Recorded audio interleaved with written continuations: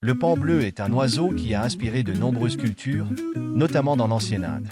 Grâce à sa beauté, il s'est répandu dans le monde entier et est couramment associé comme un symbole de vanité, de gloire, d'immortalité, de sagesse et de statut économique en raison de son apparence singulière. C'est un oiseau originaire de l'Inde et de certaines régions du sud du Népal, ainsi que de certaines parties du Bhoutan et d'autres pays voisins. On le trouve dans les forêts tropicales et sèches, bien qu'il s'adapte très bien à d'autres climats et biosphères. Le premier à avoir largement diffusé cet oiseau unique fut Alexandre le Grand, qui l'amena en Occident, et apparemment, il y resta pour de bon. Lors de la colonisation de l'Europe, on s'occupa de l'introduire dans presque toutes les régions du monde. Avec cette expansion, de nombreux spécimens échappèrent de leur captivité, réussissant à s'établir à l'état sauvage dans certaines zones.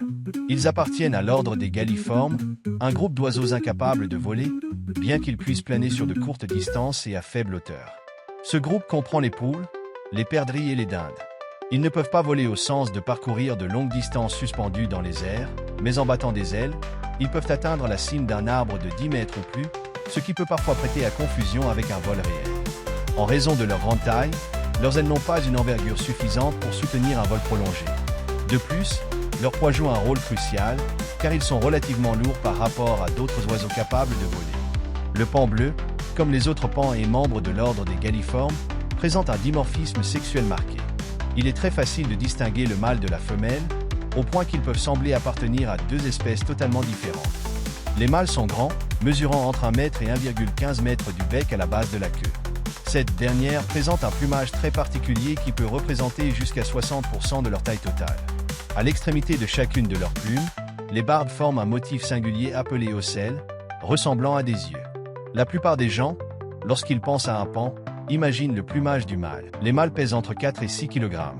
Leur dos est de couleur verte avec un motif d'écaille, leur poitrine est d'un bleu éclatant et leur tête arbore des tons bleus et verts, avec une nuque bleue métallique rappelant les pistils d'une fleur, ce qui les rend très attrayants par rapport aux femelles. Les femelles mesurent entre 80 et 95 cm, sont plus petites et ne possèdent pas la queue spectaculaire du mâle. Les plumes de leur poitrine et de leur dos sont de couleur brune, leur cou est vert, leur tête blanche et leur huppe est moins imposante. Elles pèsent entre 2 et 6 kg. Bien que les mâles soient plus voyants, cela ne constitue pas toujours un avantage, car en plus d'attirer les femelles, cela fait d'eux une cible facile pour les prédateurs. Leurs pattes présentent 3 doigts orientés vers l'avant et un autre dirigé vers l'arrière. De plus, chaque patte est dotée d'un ergot, qu'ils utilisent pour se défendre contre d'autres congénères et contre d'éventuels prédateurs. Le paon bleu émet un cri très particulier qui n'est pas du goût de tout le monde. On dit qu'il rompt avec l'esthétique de son apparence, car c'est un son strident qu'il utilise pour signaler la présence de prédateurs, avertir des changements climatiques, notamment l'arrivée de la mousson, ou simplement pour communiquer avec ses congénères et attirer les femelles. Beaucoup trouvent ce cri désagréable. Personnellement, je le trouve fascinant, bien qu'entendre un paon à 3 heures du matin ne doit pas être une expérience très agréable. Les paons sont polygames. Un mâle forme un groupe avec plusieurs femelles, c'est-à-dire un harem.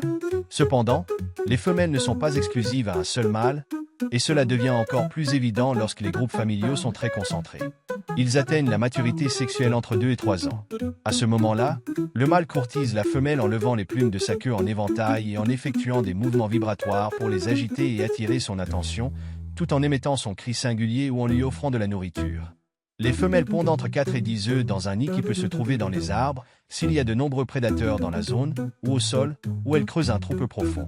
Cela se produit entre janvier et mars, et après 28 jours d'incubation, assurés exclusivement par la femelle, les jeunes paons naissent. La mère les nourrit avec son bec, et, instinctivement, les poussins commencent à picorer le sol à la recherche de nourriture et à courir pour se protéger. S'ils ne prennent pas soin d'eux-mêmes, ils risquent de mourir.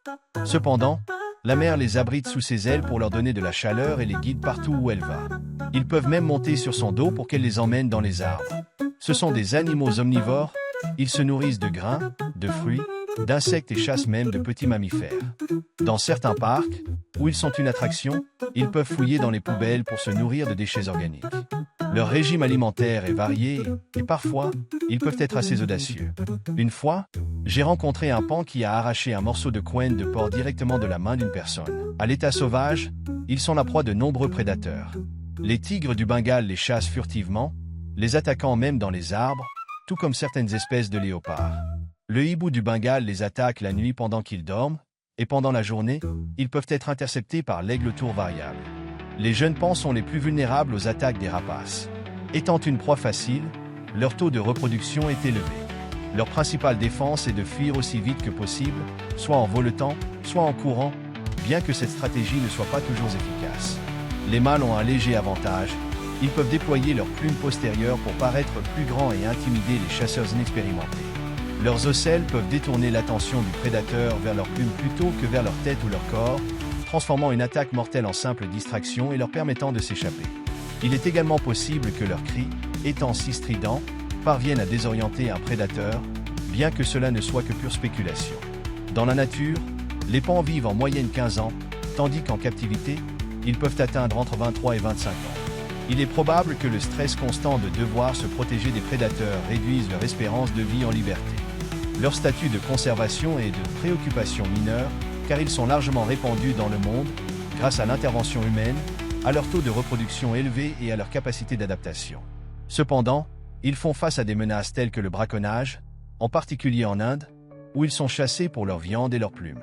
Un autre danger est l'empoisonnement accidentel dû aux graines traitées avec des pesticides qui peuvent entraîner leur mort ou provoquer des malformations chez les embryons. Bien qu'ils puissent représenter une nuisance pour l'agriculture en Inde, la majorité de la population les laisse tranquilles, car ils sont considérés comme des animaux sacrés. De plus, les paons ont plusieurs utilités pour l'être humain. Tout d'abord, ils sont élevés pour la consommation de leur viande, qui est utilisée dans la gastronomie de luxe, surtout à l'époque médiévale. Personnellement, je pense que leur saveur doit être semblable à celle du poulet, donc je n'ai pas un grand intérêt à l'essayer. Ensuite, leurs plumes, en particulier celles des mâles, sont très prisées pour la décoration et l'artisanat. Heureusement, leur extraction ne nécessite pas la mort de l'oiseau, car il mue chaque année. Enfin, leur fonction la plus importante est décorative. Ils sont utilisés dans les jardins, les parcs et les zoos pour embellir ces espaces et attirer les visiteurs. De plus, ils peuvent casser les vitres en voyant leurs reflets et en pensant qu'il s'agit d'un autre paon. Oui, ils ne sont pas très intelligents, mais ils compensent par leur beauté. Je crois que j'ai déjà entendu cette phrase. C'est pourquoi, dans de nombreuses villes où ils ont été introduits, il existe un contrôle sur leur population. Au Mexique, comme dans beaucoup d'autres pays, pour en posséder un, il faut prouver sa provenance légale. C'est un animal qui, bien qu'étant très beau et réparti sur toute la planète, n'est pas toujours bien perçu, surtout par les personnes ayant une interaction plus rapprochée avec cette espèce. Étant un oiseau dont la population reproductrice reste stable en captivité, il n'est pas nécessaire de l'augmenter par la capture d'exemplaires sauvages. J'espère que la vidéo vous a plu. Si c'est le cas, mettez un j'aime et partagez-la pour que plus de gens découvrent cette chaîne. Je vous laisse mes réseaux sociaux pour rester en contact, et c'est par ce biais que je ferai les annonces importantes concernant la chaîne.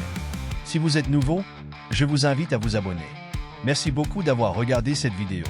À bientôt.